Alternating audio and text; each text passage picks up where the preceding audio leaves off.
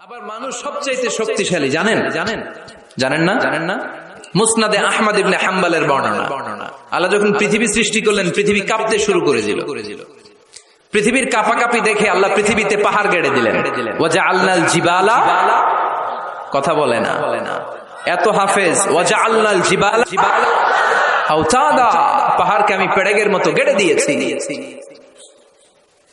আল্লাহ 7টা tectonic plate তৈরি করলেন। 7 tectonic plates create the mountain range on earth.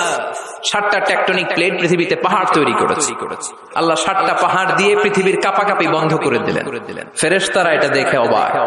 ফেরেশতারা বললেন, আল্লাহ, পৃথিবী কাঁপছিল আর আপনি পাহাড় গেড়ে দিয়ে পৃথিবীর কাঁপাকাঁপি থামিয়ে দিলেন। পাহাড়ের এত শক্তি। হাল মিন খালকিকা আশাদ্দু মিনাল জিবাল।